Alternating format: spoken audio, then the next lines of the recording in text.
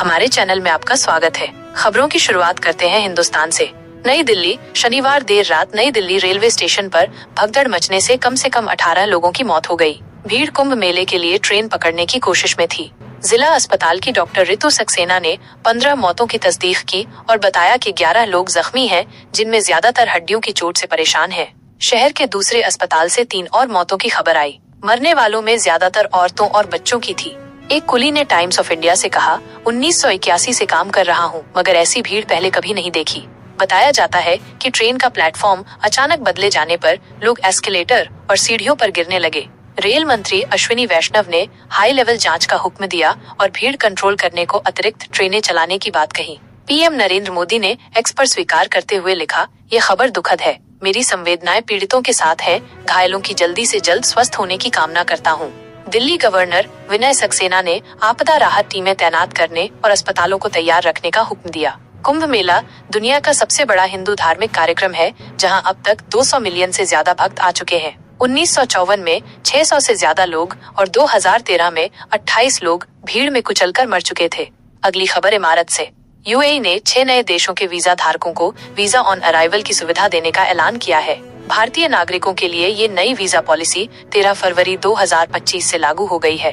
पहले सिर्फ अमेरिकी green card, Britain residency permit या वैध शेंगेन वीजा वाले भारतीय सीधे अमीरात आ सकते थे। अब सिंगापुर, जापान, दक्षिण कोरिया, ऑस्ट्रेलिया, न्यूजीलैंड और कनाडा में रेजिडेंसी परमिट रखने वाले भारतीय भी ऑन अराइवल वीजा पा सकते हैं। इस पहल से पर्यटन को बढ़ावा, कुशल लोगों और कारोबारियों को आकर्षित करने का मकसद है, जिससे यूएई को ग्लोबल हब के तौर पर और मजबूत किया जा सके।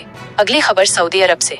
रमजान करीब आ रहा है और सऊदी अरब के शहरों में खजूर की मांग तेज हो गई है। रमजान में इफ्तार की मेज पर खजूर का खास मकाम होता है। इस बार खजूर बाजार का आकार 60 अरब रियाल तक पहुंच गया है और 2030 तक 70.34 अरब रियाल तक जाने की उम्मीद है। खजूर बाजार सालाना 3.7% की रफ्तार से बढ़ रहा है। रियाद खजूर उत्पादन में सबसे आगे है, जहां हर साल 436,000 टन खजूर पैदा होता है। अलकासिम 391,000 टन के साथ दूसरे और मदीना 263,000 टन के साथ तीसरे नंबर पर है। सऊदी अरब में 37 मिलियन खजूर के पेड़ हैं, जो 3 अरब टन खजूर पैदा करते हैं। अगली खबर सऊदी अरब रियाद से।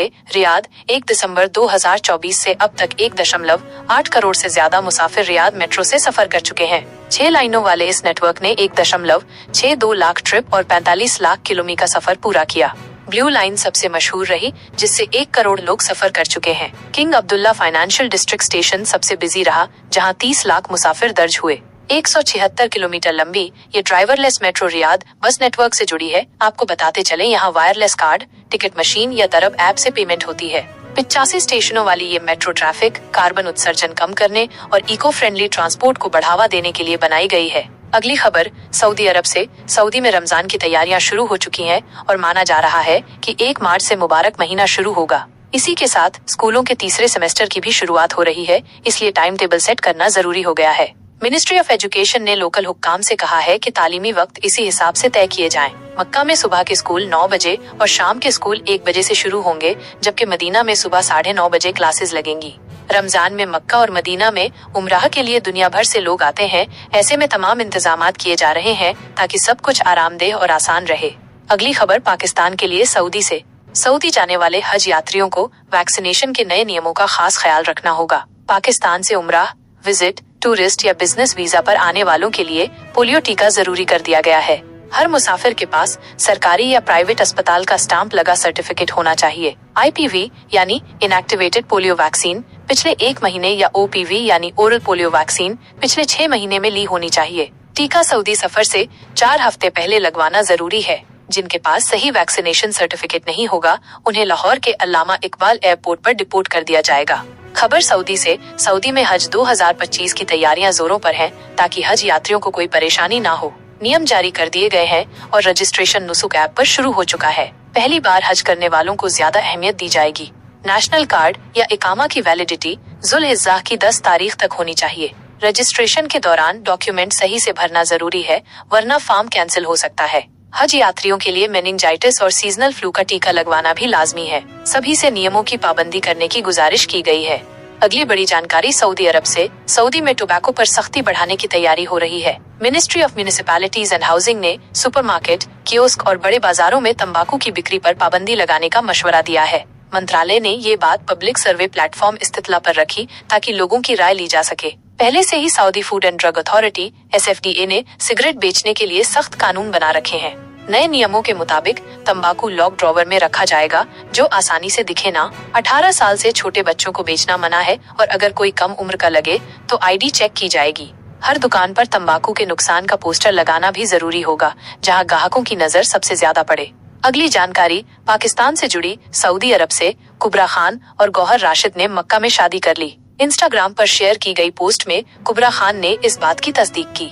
उन्होंने लिखा, अल्लाह की कुर्सी के नीचे 70,000 फरिश्तों की गवाही के साथ ये रिश्ता कबूल हुआ। शेयर की गई तस्वीरों में दोनों काबा के पास हाथ थामे नजर आए, जबकि दूसरी तस्वीर में एहराम पहने मताफ में दिखे। इससे पहले पाकिस्तान में भी शादी की रस्में हुई जहां दोनों के करीबी दोस्त और शोबिज इंडस्ट्री के लोग शामिल हुए। कुबरा खान ने अलिफ, संगे माँ, हम कहाँ के सच्चे थे जैसी हिट फिल्मों और ड्रामों में काम किया है, जबकि गौहर राशिद ने मनमयाल, इश्किया, मुझे जीने दो जैसे ड्रामों में अपनी पहचान बनाई है। अगली खबर सऊदी अरब से। सऊदी प्रेस एजेंसी के मुताबिक सऊदी हुक्काम ने एक हफ्ते में 22,600 से ज्यादा लोगों को गिरफ्तार किया जो रिहायशी, कामकाजी और बॉर्डर के कानून तोड़ रहे थे। इनमें 13,800 से ज्यादा लोग रिहायशी कानून तोड़ने पर, 5,500 बॉर्डर गैर कानूनी पार करने की कोशिश में और 3,200 से ज्यादा मजदूरी मसलों पर पकड़े गए। रिपोर्ट के मुताबिक 2,100 से ज्यादा लोग मुल्क में दाखिल होने की कोशिश कर रहे थे, जिनमें 63% इथियोपियाई, 36% यमनी और बाकी और मुल्कों से थे। साथ ही 184 लोग पड़ोसी मुल्कों में दाखिल होने और 14 लोग गैर कानूनी लोगों को पनाह देने के इल्जाम में गिरफ्तार हुए। सऊदी आंतरिक मंत्रालय ने आगाह किया है कि गैर कानूनी दाखिले में मदद करने पर 15 साल तक की कैद और 10 लाख रियाल जुर्माना हो सकता है। किसी भी मुश्तबा हालत पर मक्का रियाद में 911 और बाकी इलाकों में 999 या 996 पर खबर दें। सभी वीडियो देखने वाले से दरखास्त है, अपने वीजा और इकामा को सही रखें। अगर कोई परेशानी हो अपने सफारे, एम्बेसी में संपर्क करें। किसी भी तरह का उल्लंघन न करें। ताज़ा खबरों के लिए हमारे चैनल को सब्सक्राइब करें, लाइक करें और अपने दोस्तों के साथ जरूर शेयर करें। आपके सहयोग से ही हमें और बेहतर काम करने की हिम्मत मिलती है। शुक्रिया।